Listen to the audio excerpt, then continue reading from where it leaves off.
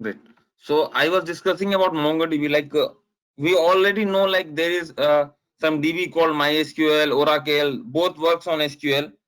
So all of a sudden, why we need another DB,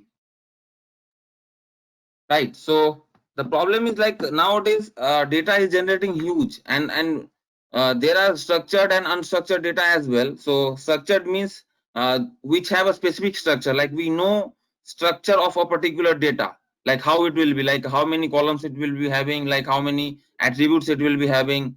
So as you guys know, like MySQL is a structured database. Like it's a relational database which we store data in relation format, means table format. Like we know the structure, that's why we store in relation format. And also we need to specify the schema before storing the data. So if we create a schema, that means we know the structure, right? So for that we can use SQL Oracle. But what if the structure of a data is not known to us? How to store it? Like we have to go, I mean, we have to dig into the data, we have to take the attributes, and then we need to create the schema, right? So which is not possible. Like suppose we have a 10,000 sets of data, and every schema and every structure of the data is different.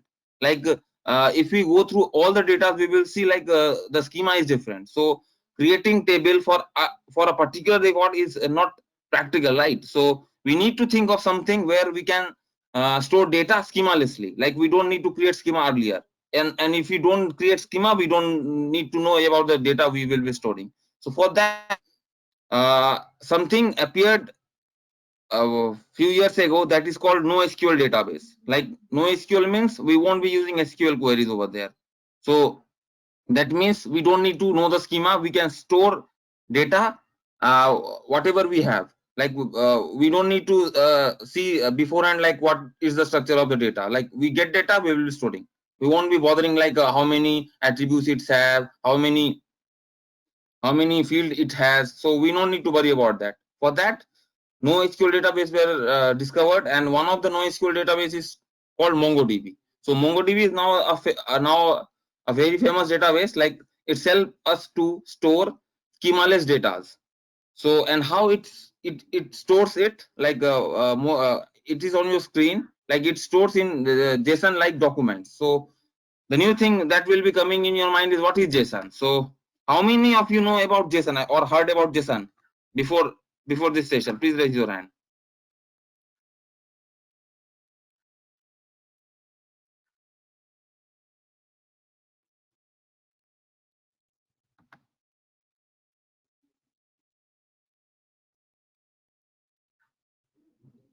Sushanta, as I told already, like schemaless means we don't need to mention the schema of a particular data. Like in MySQL, we write create statement, like right. So using create statement, we create the table, which is a schema for us, right? So that we don't need to create here. Like it's schemaless means we don't need to create a table, or we don't need to specify the schema. I hope you know the basic meaning of schema. And JSON stands for JavaScript object notation. It is a format. Like I will be sharing it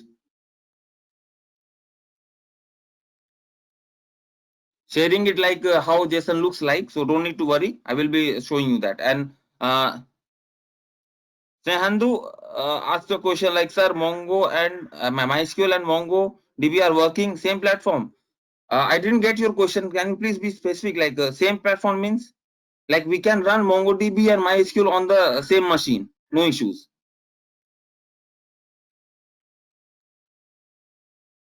Both act as I mean different applications. So these are applications. So we can have n numbers of applications running on our machine.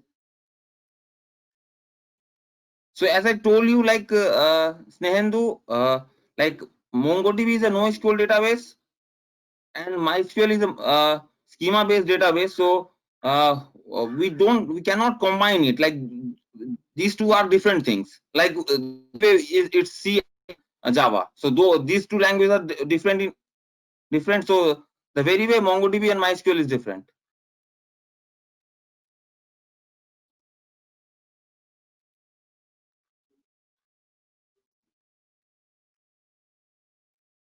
So let me read this out for you guys.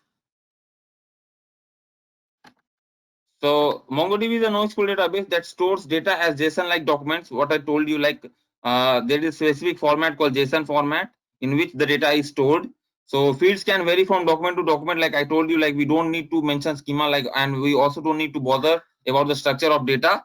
In SQL, I mean, before storing data, we know like how our data will be looking like, how what will be the fields. But in this, I mean, NoSQL, we don't need to bother about the fields. Like it can store whatever fields it has. Suppose one document is having 10 fields. I mean, one data is having 10 fields, or one record is having 10 fields. Other can have 20 fields as well. So we don't need to worry about that.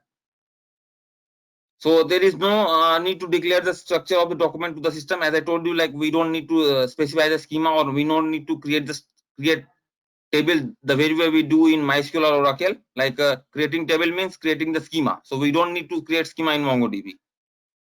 As documents are self-describing, optionally schema validation can be used to enforce data governance control over each collection. So this optional thing, let it be optional, like it's an advanced thing. So for knowing the definition, I pasted it over here.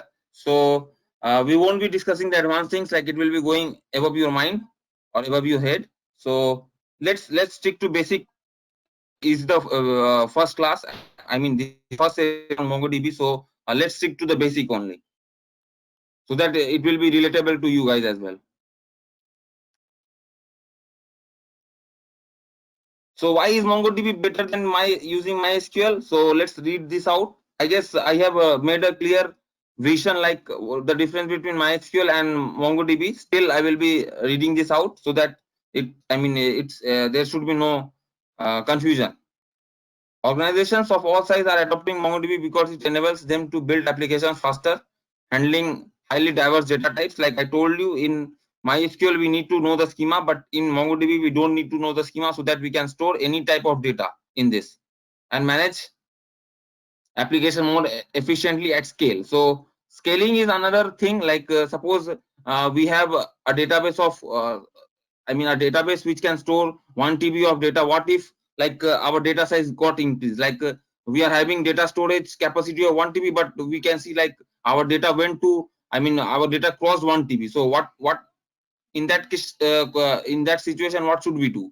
So increasing the size of database is very easy in MongoDB as compared to MySQL. Like we have to put down all the services, and after that we can increase the size. But in MongoDB, while the application is running, diverse data type, it means like any type of data we can store it, like whether it's SQL, I mean whether it's structured, whether it's not structured, link, anything, which MySQL typically does not allows. Like we need to know the data types beforehand before storing the data.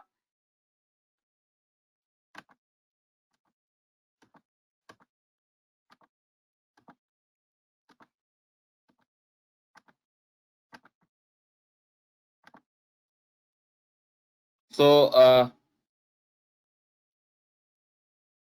so MongoDB removes the complex object relational mapping. This is another a new term for you guys. ORM is basically when we run our application, like when we are having a website, but and what is website doing? Like website is storing records of some people.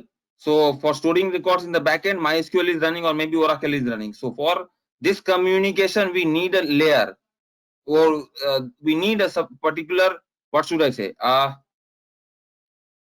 page which is responsible for handling this. Like our language is, suppose I have designed or developed a website in Java. So Java has a works on object basis, right? It uses the object concept to retrieve a data, right? So but MySQL or Oracle does not understand what is object is. It understands relations, it understands attributes, it understands tuples. So to make the backend understand what front end is asking about, ORM layer is used, which is used to translate these particular things, translate the object things into relational things. So we know the meaning of relation, right? The basic meaning of relation, and we also know the basic meaning of object. So this mapping, this, I mean, creating a bridge between object and relation is known as ORM. ORM is responsible for transferring data from object to relational form. So that is ORM. So this is the basic definition for now. Please understand this only, like ORM is a huge thing and we cannot cover this in this particular tutorial.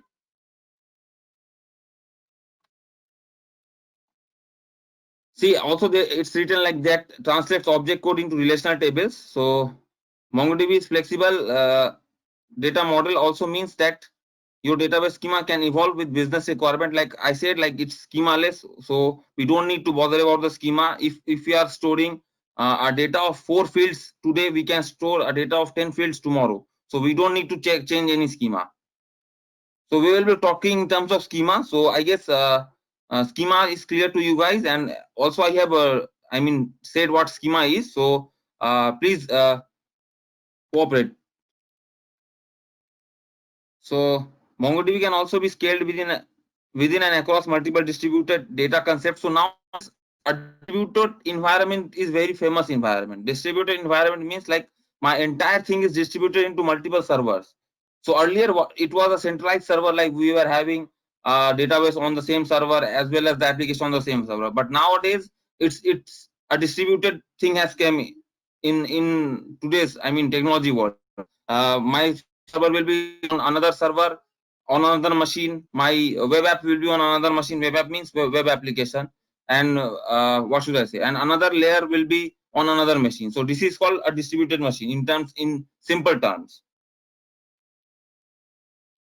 So let's move to the next slide.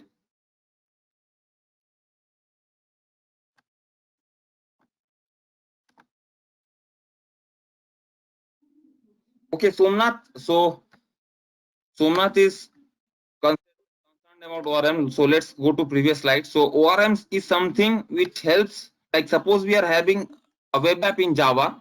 So as you guys know, Java is based on classes and objects. So everything is treated as objects, right? And also in MySQL is MySQL is a type of relational database. Like everything is treated in terms of relation, tuples and attributes, right? So, but our code does not understand what is relation. Like Java does not understand what is relation. Java does not understand what is tuple. Java does not understand what is attribute. So you can, like in your mind there will be things like how to map these particular things. Java understands only object and classes, but MySQL does not understand Java object and classes. MySQL understands tuples, relations, attribute, but Java does not understand this. So to fulfill this gap, there is something called object relational mapping, which acts as a layer to translate object into codes to relational table. I guess it's clear now.